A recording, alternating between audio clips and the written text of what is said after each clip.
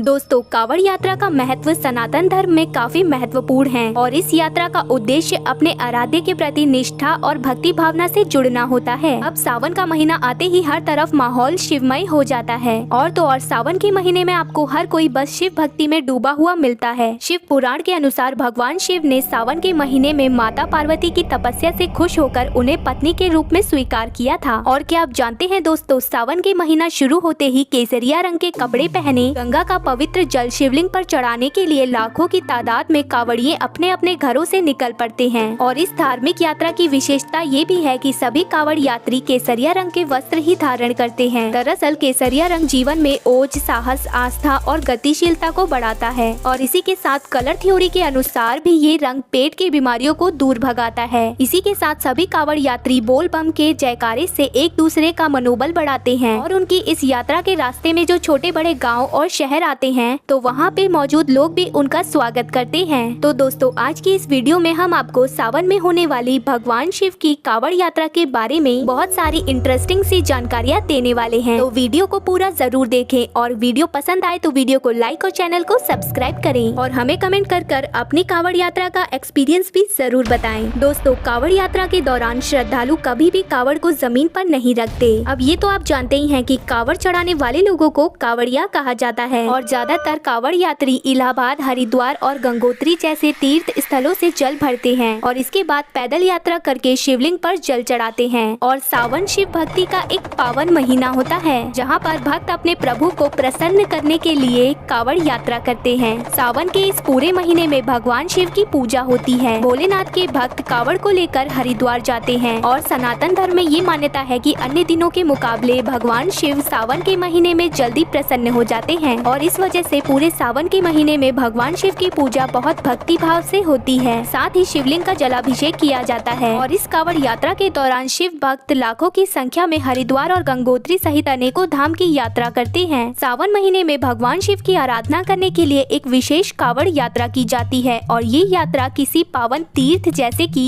हरिद्वार से कंधे पर गंगा जल लेकर अपने आसपास के शिवलिंग पर जलाभिषेक को कहते हैं। कांवड़ यात्रा के दौरान बांस की एक लकड़ी के दोनों किनारों पर बांस से ही बनी टोकरी अथवा कलश या फिर प्लास्टिक का कोई साधन उसमें गंगा जल लेकर उस कांवड़ को अपने कंधे पर रखकर यात्रा की जाती है और फिर वह गंगा जल ज्योतिर्लिंग पर चढ़ाया जाता है और भक्त अपनी इच्छा के अनुसार कांवड़ को फूल माला या फिर घंटी, घुंघरू आदि से सजाकर वैदिक अनुष्ठान के साथ गंगा जल को कांवड़ में रखते हैं और यह कांवड़ यात्रा बहुत ही अद्भुत होती है। कांवड़ यात्रा में धूप दीप की खुशबू, भक्तों के मुख से बोल बम के जयकारे और मन में भोले बाबा के नाम से अनगिनत जयकारे लगाते हुए कांवड़िए महादेव का अभिषेक करने के लिए गाजे बाजे के साथ निकल पड़ती हैं। दोस्तों, कांवड़ यात्रा तो बहुत सारे प्रकार की होती है, लेकिन अब हम इन सभी प्रकारों के बारे में जानते हैं। दरअसल परशुराम भगवान के समय में शुरू हुई कांवड़ यात्रा पैदल ही निकाली जाती थी, लेकिन समय और सहूलियत के अनुसार आगे चलकर कांवड़ यात्रा के बहुत सारे अलग अलग तरह के प्रकार और नियम बन गए। सबसे पहले हम बात करते हैं सामान्य कांवड़ यात्रा, यानी कि सामान्य कांवड़ यात्रा वाले श्रद्धालु यात्रा के दौरान जहाँ चाहे रुक सकते हैं और इस दौरान यह ध्यान रखना जरूरी है कि कांवड़ जमीन से ऊपर रहे और इस यात्रा के दौरान आप आराम से अपने कांवड़ को किसी स्टैंड पर रखकर आराम कर सकते हैं और उसके बाद अपनी यात्रा दोबारा शुरू कर सकते हैं। तो दोस्तों, अब बात करते हैं खड़ी कांवड़ यात्रा के बारे में। इसमें भक्त पैदल चलते हुए गंगा जल लेकर आते हैं और ये सबसे मुश्किल कांवड़ यात्रा भी मानी जाती है और इसके नियम भी काफी मुश्किल होते हैं और इस कांवड़ यात्रा के दौरान आप अपने कांवड़ को जमीन पर नहीं रख सकते क्योंकि यह खड़ी कांवड़ यात्रा है और न ही आप अपने कांवड़ को कहीं झुला सकते हैं और न ही टांग सकते हैं। इसलिए यह कांवड़ को लाने के लिए दो लोगों को जाना पड़ता है और कांवड़ यात्रा के बीच अगर कांवड़िए को भोजन या आराम करना हो तो वह कांवड़ को अपने साथी को देता है, यानी कि चाहे यात्रा करनी हो चाहे आराम करना हो, कांवड़ किसी न किसी के कंधे पर होनी चाहिए। तो दोस्तों, अब बात करते हैं दांडी कांवड़ यात्रा की। ये कांवड़ यात्रा भी कोई आसान यात्रा नहीं होती, इसे भी बेहद ही मुश्किल यात्रा माना जाता है क्योंकि इस यात्रा के दौरान भक्त नदी से शिव धाम तक शरीर की लंबाई से लेटकर यात्रा को पूरा करते हैं और इस यात्रा में महीने भर से ज्यादा का समय भी लग जाता है और तो और इस यात्रा के दौरान आप एक कदम भी पैर के बल नहीं चल सकते। इस यात्रा को लेटकर ही पूरा करना होता है। हमारी अगली कांवड़ यात्रा है झूला कांवड़ यात्रा, यानी कि इस कांवड़ को आप किसी भी पेड़ की शाखा पर झूला सकते हैं या फिर इसे स्टैंड पर रखकर आप आराम कर सकते हैं, लेकिन कांवड़ उठाने से पहले आपको स्नान करना अति आवश्यक होगा।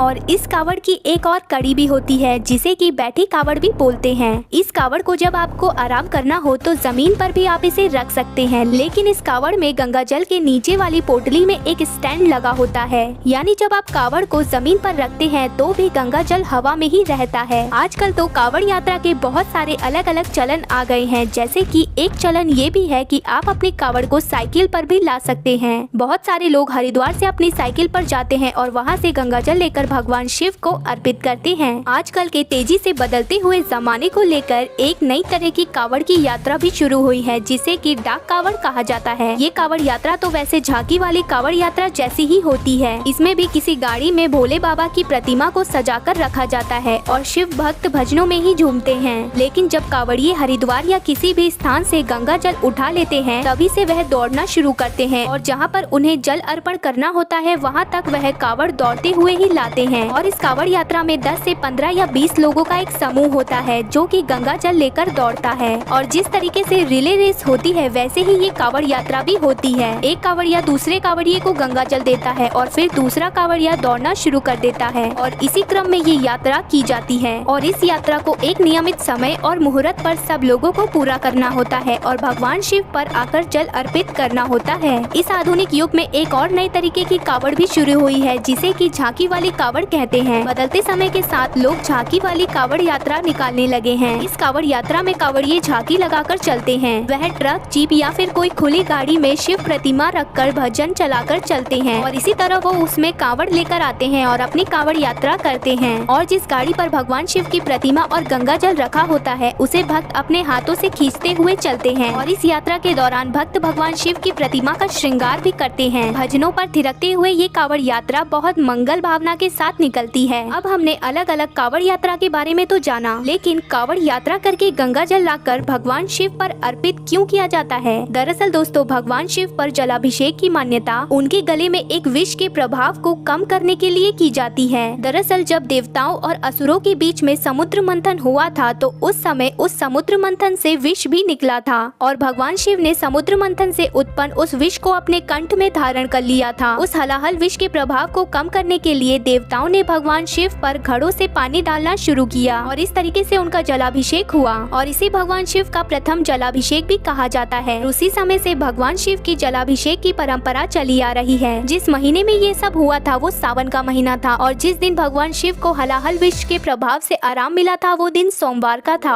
तो दोस्तों, अब बात करते हैं कावड़ यात्रा की। दरअसल कावड़ यात्रा बहुत प्राचीन समय से भारत में चली आ रही है और कावड़ यात्रा शुरू होने के पीछे बहुत सारी तरह तरह की कहानियां हैं। तो आज हम आपको वो सभी कहानियों के बारे में बताते हैं। दरअसल कुछ लोगों का मानना है कि सबसे पहले भगवान परशुराम ने उत्तर प्रदेश के बागपत के पास स्थित महादेव का कावड़ में गंगा जल भरकर अभिषेक किया था। परशुराम इस प्राचीन शिवलिंग का जलाभिषेक करने के लिए गढ़मुक्तेश्वर से गंगा जल लाए थे और आज भी इस परंपरा का पालन किया जाता है। और सावन के महीने में लाखों की संख्या में लोग गढ़मुक्तेश्वर से गंगा जल लाकर भगवान शिव का जलाभिषेक करते हैं। वर्तमान समय में गढ़मुक्तेश्वर को ब्रज घाट के नाम से जाना जाता है। अब कुछ मान्यताओं के अनुसार ये भी कहा जाता है कि भगवान श्री राम पहले कावड़िए थे जिन्होंने बिहार के सुल्तानगंज से कावड़ में गंगा जल भरकर बाबा धाम में शिवलिंग का जलाभिषेक किया था। और कुछ लोगों का मानना ये है कि एक बार राजा सहस्त्रबाहु परशुराम जी के पिता ऋषि जमदग्नि के आश्रम आए।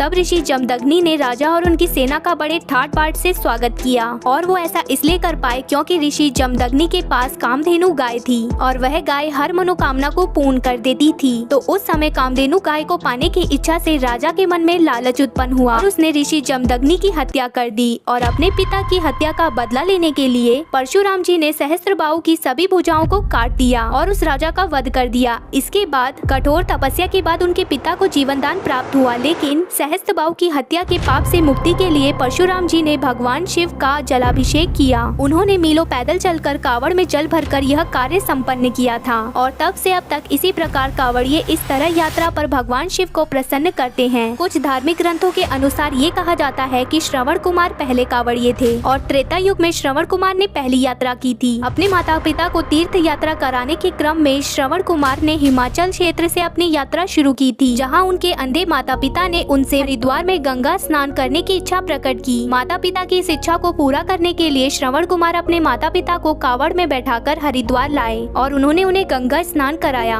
और इसे भी कावड़ यात्रा की ही शुरुआत कहा जाता है। पौराणिक मान्यताओं और धार्मिक अभिलेखों के अनुसार लंकापति रावण ने घोर तपस्या के बाद भगवान शिव को प्रसन्न किया और उसने भगवान शिव को प्रसन्न करने पर हिमालय पर कठोर तपस्या की। उसने अपनी तपस्या में अपने एक एक करके 9 सिर काट कर चढ़ा दिए और वो जैसे ही अपना 10वां सिर काट रहा था तभी उसकी तपस्या से भगवान शिव प्रसन्न हुए और शिव जी ने रावण से वरदान मांगने को कहा। रावण भगवान शिव को लंका ले जाना चाहता था, इसलिए उसने वरदान में कामना लिंग को मांगा। भगवान शिव ने रावण की मनोकामना पूरी करने का वचन दिया, लेकिन उन्होंने एक शर्त रखी और उन्होंने रावण से कहा कि अगर तुमने शिवलिंग को रास्ते में कहीं रख दिया तो फिर मैं वहीं पर वास करूंगा और तुम उसे उठा नहीं पाओगे। और फिर सभी देवता परेशान हो गए और उन्होंने भगवान विष्णु से प्रार्थना की तो भगवान विष्णु ने वरुण देव को आचमन में रावण के पेट के भीतर जाने को कहा और इसी वजह से देवघर के पास रावण को लघु शंका लग गई। तभी रावण को बेजू नाम का एक ग्वाला दिखाई दिया और उसने शिवलिंग उसको सौंप दिया। वरुण देव की वजह से रावण कई देर तक लघु शंका करता रहा। बेजू के रूप में आए भगवान विष्णु ने मौका देखा और उन्होंने शिवलिंग को वहीं नीचे रख दिया और इसी वजह से वहाँ शिवलिंग की स्थापना हो गई और इसी वजह से इस जगह का नाम बैजनाथ धाम पड़ा। दोस्तों, कावड़ यात्रा लंबी तथा कठिन होती है, लेकिन लक्ष्य केवल एक ही होता है कि महादेव को जल चढ़ाना है। व्यक्तियों को इस लंबी यात्रा के दौरान आत्मनिरीक्षण करने का मौका भी मिलता है। यह एक शरीर को तोड़ देने वाली तपस्या है और भगवान भोलेनाथ को पाने की एक साधना है